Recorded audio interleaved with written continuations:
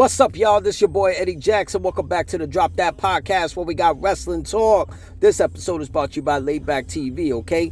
Over 10,000 channels, movies on demand, every sports channel. So you can check out the UFC, check out the WWE. And it's only $25 a month. It's compatible on your iPhones, Androids, and your Fire Sticks. For you cheating bastards, okay? Check them out on laidbacktv.com, okay? Multiple languages, okay? Subtitles, you name it. Fuck your networks, fuck your streaming service. You're gonna cancel all of them. Check them out. LAYBACKTV.com. Now let's get into some motherfucking wrestling talk. Whoa! Holy shit. We are at the aftermath of WWE Survivor Series War Games, okay? Now let's get into it. Shit got started already. CM Punk already is looking at goals. He's looking at goals, and it looks like he's aiming for WrestleMania. Technically, WrestleMania 41 that's going to be down in Las Vegas at the Allegiant Stadium come November 19 and 20. Don't mark my words. And interrupted those plans is Seth freaking Rollins coming back to ignite that fucking feud where they go at it. Jey Uso, Sami Zayn try to break it up, and it goes into a verbal jabbing between Sami Zayn and Seth freaking Rollins, where they're bringing up interesting points on, yo, Seth, this is why I don't want to be a part of this shit, because I took the power away from Roman. And here, Sami, I understand what you're talking about, but it's for a good cause. Interesting.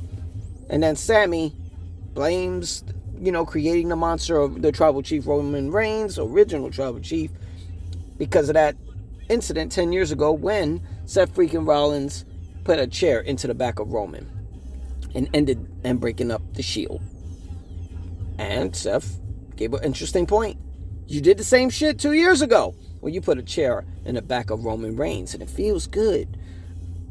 Led to a match.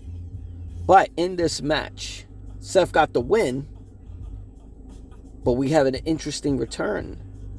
Claymore kick out of nowhere to Sami Zayn. The return of Drew McIntyre, the Scottish Warrior. Holy shit. Now, the interesting thing is that with Drew McIntyre attacking Sami Zayn, I think this is an interesting story, because it kind of seems the same thing that Kevin Owens is doing over there in Smackdown. Kevin Owens got a problem with Cody. I've been getting my ass whooped left and right by the bloodline that consists on Roman Reigns and Usos during the pandemic, post-pandemic. And the minute I help you take down Roman Reigns, take the undisputed WWE title, you go team with him. I'm taking everybody out who's helping the bloodline, which is Cody, Drew, already knocked the living shit out of not only Sami Zayn, but we know he attacked Jey Uso in the backstage area. I think we're gonna see some Kevin and Drew might be teaming together, because they're here for the same cause. They're here for the same cause. They're trying to be world champion. And they're taking out one by one everyone who's helping Roman. They don't want Roman to be in power again. So I think this is going to be very interesting. But we'll see. We'll see.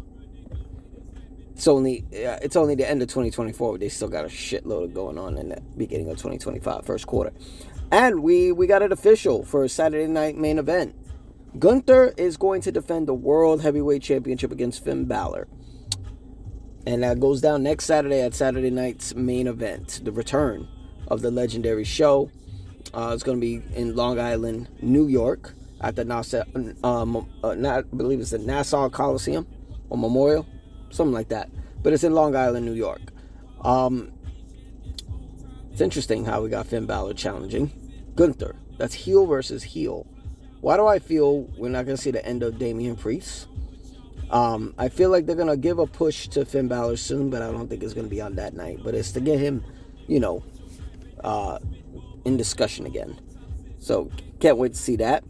And they had the 10th anniversary of the New Day, where Kofi Kingston and Xavier Woods was approached by the returning Big E. Big E has been out for like at least 4 years with a neck injury. He hasn't been medically cleared. They are literally lighting him up regarding, oh, you turned your back on us, you chose your girlfriend over us, so on and so on. And hey, Big E is dating Michin, who's known as Mia Yim's little sister, and she's holding her own on Twitter, fucking lighting up Xavier and Kofi. But this is gonna be interesting. It looks like Kofi and Xavier going heel. I didn't see that. I thought it was gonna be just Xavier, maybe a breakup. But this kind of leads for an up-and-coming return of Big E when the time comes. I'm interested to see if he's going to be able to return. I mean, a lot of people have broken their neck and they return. Stone Cold Steve Austin, with the type of health care they had back then, still returned, still became champion, still headlined WrestleMania, won the Royal Rumble, and so on. Edge returned. Who would have thought that would have fucking happened? Shit. Thomas Ciampa returned with a broken neck. Kurt Angle, shit, he won the Olympics with a broken freaking neck. So I think Big E could return. It's only yet to be determined. But moving on, SmackDown, DIY win the WWE Tag Team Championship for the second fucking time. And mysteriously, the Street Profits, who were supposed to get that shot, they didn't get it. So the DIY defeat the Motor City Machine Guns. Damn, less than a month, or I think a month. Motor City Machine Guns were only WWE Tag Champs, so I don't know. I think maybe this might spice up the tag team division again. Solo Sikoa and the Bloodline 2.0 put everyone at notice. Interesting. I mean, they do. They put everybody on notice to what he has the Ula Fala still. I don't think they're gonna make Roman and Solo fight for that yet. I think it's too soon. You know what I mean? If the plans are for Roman to take it back, I think it's way too soon. But we'll see. I think this should go beyond, to the Royal Rumble.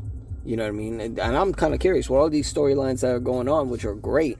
Who's going to be in the Royal Rumble? Who's eligible to win? It's going to be very interesting. I mean, Saturday night's main event is looking interesting. Championship after championship after championship. Women's World title on the line. World Heavyweight title. Undisputed WWE title. The finals of the Women's United States Championship is on the line. Let's see. Shit, I think that's all so far. So far, if I'm not mistaken, but damn, it's a lot. Cody and KO brawl. After the match Cody Rhodes has with Chad Gable. It's going to be interesting. I'm kind of curious on what they're going to do with Cody Rhodes. You know what I'm saying? Like, what are you going to do? I mean, we already had this match between Kevin and Cody at Bash in Berlin. I think it was a little bit underwhelming for a match. I mean, two main eventers, but it was like, did we need this? What kind of story are we getting? This one is a better story than what we were leading to from Bash in Berlin. But it's like, are we going to see the same finish? Are we going to see the returning of Randy Orton? How about this? What if a stunner comes out of nowhere and Kevin ends Cody's reign as WWE Undisputed Champion? Would we be good with that going into 2025? That run Cody had. I mean, I think we can definitely put the belt for a month, to Kevin Owens. then do a rematch at the Royal Rumble. Why not? I don't think Cody Rhodes needs to be in the Royal Rumble. He won the last two, and there's very few who win back-to-back Royal Rumbles. Hogan's done it. Shawn Michaels, Stone Cold Steve Austin, they've done it. People have won two, but only a few have won two in a row. But we don't need to have it. I think we can keep that storyline going all the way to the Royal Rumble. And that just pisses, Kevin Owens off. Like, I waited 8 years for this title, but damn, I get it, and it only lasted a month. You know what I'm saying? So, it'd be interesting. And before we get out of here, let's shout out to Tiffany Stratton. Tiffany Stratton, it's Tiffy time. Gets the win on Smackdown and advances in the semifinals for the Women's U.S. Championship. Okay? The actual first ever Women's U.S. Champion. So the semifinals are complete. It's Chelsea Green taking on Bayley and Tiffany Stratton taking on Meechin. Winners of both those matches are going to go to the finals at Saturday's main event and will be crowned the first ever Women's U.S. Champion. And that's all we got for Wrestling Talk. This is your boy Eddie Jax. Make sure y'all subscribe to the page. Y'all like the page. Comment if you want. Y'all already know what the fuck to do, okay? So drop that podcast. We out this bitch. Peace.